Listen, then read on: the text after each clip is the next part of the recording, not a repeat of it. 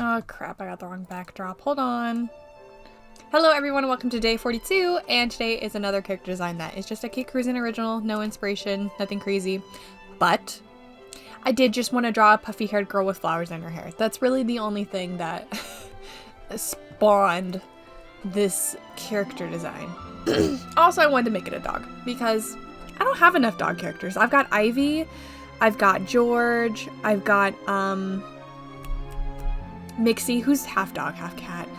And then I've got a bunch of feral characters that I absolutely adore, but I don't have enough anthro dogs, and that's a crime. And we need a short, chubby queen. We need one. It's the law. Anyway, my concept sketch was really quick and easy because I knew what I wanted to do with the design. I wanted to give her poofy hair, I wanted to give her flowers in the hair, and I wanted to make her a dog who's short and chunky and curvilicious, and we love that for her. So concept sketch, super easy, could not complain. I didn't even, I just did one concept sketch and that was good and I was ready to go. Although I'm absolutely obsessed with the fact that Lucinda and this character have similar body types and I need to draw them together immediately. I haven't done that yet, but aren't they just cute together? And of course we have to give her a little puffy tail to match the top of the hair because of course. Oh, comment below what you think I'm gonna name her, by the way. She has a name. Just if it's not in the title, comment below what you think her name's gonna be. And no cheating. God will know. Anyway, I'm gonna let you watch line art because I don't really have much to say about it.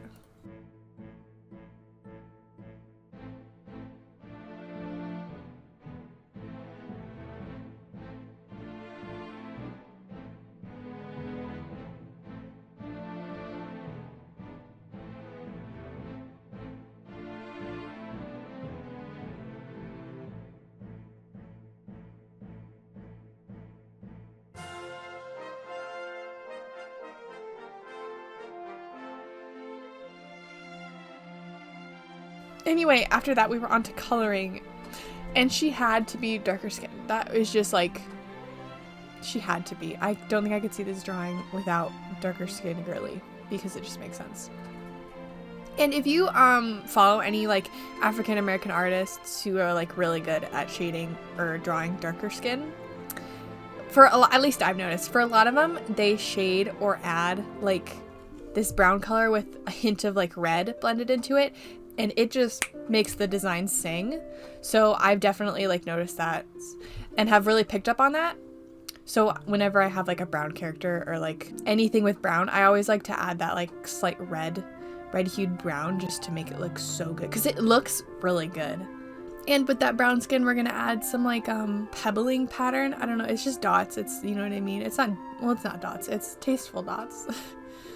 But she's got spots on her because she's a dog. I just feel like spots made sense because she's a dog, and her clothes are going to be plain colored, so it will really break up that pattern. And I don't want her skin to just be a plain brown color and then her clothes are a plain colors because that'd just be boring. So we want to give her skin a pattern, make her clothes solid. Yeah. And then I was adding stuff in the hair. Now I used my edge pen for doing the leaves and flowers. Honestly, probably would have been easier to use my normal brush because I don't know, my edge brush, I talk about it all the time and how great it is and easier to do stuff with it. It's not great for petals or leaves, at least the type I was trying to do, but I forced it to work. I mean, it looks fine in the end, but honestly I think it would have been easier if I just had drawn one and then copy and paste it. But that is good to know for future reference that for this character I can't. Or if I'm going to do that, it's going to be annoying. So I just zoomed through adding leaves, flowers. Of course, adding the middle of the flower with the edge pen brush probably saves time. Like that, I could see that. And then just adding in the petals, which are blue, to match the pants. I figured I'd just make the flowers match the clothing. And then once I did that first flower on the top of the head, I was having such a pain with the leaves and stuff that I was like, okay, I'm just going to copy and paste this because I'm not gonna bother with coloring and drawing the rest of them. It's just it's gonna look fine without, and I think it looks fine the way it is, which is also why I made sure to draw in each center. That way if the centers are different sizes, it'll make the flowers look not copy and pasted. And she was pretty much good to go. I did add a necklace on her design. Now I will say She can be drawn without the flowers and necklace. I think that is fine. I think maybe like in the winter time she doesn't have the flowers, which would make sense, and then in the summertime or whenever she's outside in the sun she does. So maybe one day I'll work on like an alternate version, but I put a version of her without the accessories and flowers and stuff, just in case I want to do a winter picture, I could have that reference. Anyway, that is today's character design. If you guessed Daisy as the name, you are right. Her name is Daisy. I love that name for her. I think it fits her perfectly to a T. Just Daisy the dog. That's so cute. You can't tell me that's not cute. Anyway, I've actually already drawn her again, and I did kind of change the style a little bit on the way to draw her. I'm not sure which one I prefer. I think both will look great, both work.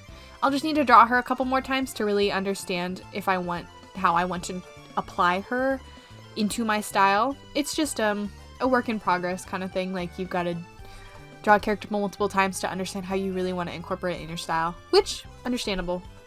But for my comic, I'm not sure where I'm gonna put her right now. She's in the City of Diamonds. She might stay there. That might be her location. I was thinking about maybe putting her in the beach in my comic. In my comic, I have like several locations where characters go and live. I don't know, I kind of just like the beach for her, but that doesn't really make sense because flowers don't really grow on the beach. But I'm like, she would just look so cute in a little bikini. Doesn't the world deserve that? But she's in the City of Diamonds right now. But she could be in the Fairy Forest, who knows? I'll decide eventually. Anyway, but I love her color palette. I can't say I've done this color palette that much with like nice brown tones. I would say earth tones, but they're not really earthy. But like the nice green and blue. But the color palette's lovely. I love it. I think she's a perfect addition to my arsenal of characters. I say arsenal like they're weapons. They are, honestly, at this point. That is it for today's video. Thank you for joining me and Daisy. If you want to go buy a YCH, I sure wish you would. I would love a commission right now, let me tell you. My Ko-fi is linked in the description. Now, if you want a YCH recommendation, a fun YCH I offer is a cupcake YCH. It's $50. I just think it's really cute, and I really spend my time on these ones because they're so cute. I really make sure that like each one I do is worth the $50, you know what I mean? Because I'm not gonna like charge someone $50 and not like make sure it looks good, let me tell you. But I think these are really cute and a fun add to any character's gallery. And I said this in the last video, sometimes I get stuck on a character and I ask Chrissy or my friends to draw them. And then they're like, yeah, Katie, I'll do that. And then they do. And then I have this like new inspiration and motivation to draw that character because someone else has done some work to it and it's inspired me, motivated me. So if you're in a slump, I don't know, you don't even have to buy something from me. Just go support another artist and you will, the revelations you will have and connections to a character you will have after like seeing someone like be creative with it and give their efforts is like pretty cool. Because I can't tell you how many times I've been like, oh, I'm not sure about this character, and then Chrissy draws him and I'm like, oh my gosh, the pinnacle of character design. Also, that goes for adopting characters. I have some adopts if you want to buy, not that many, but for adopting characters, sometimes oftentimes I get characters that people don't want anymore, and I have this appreciation for this character because people didn't want it. Like Rabbit. Rabbit was a freebie on Toy House. I can't say the owner didn't want them, but they were getting rid of him as a freebie. I adopted Rabbit, and he was going to be a background character, and now he is the light of my life. I love him. He's so cute. So, I don't know. Go support an artist. Go buy a YCH. Go buy an adopt. They're not that crazy expensive. But go buy YCH. Or if you want to just commission me for a full body drawing, it is $50 as well. And I really try and make sure these look good.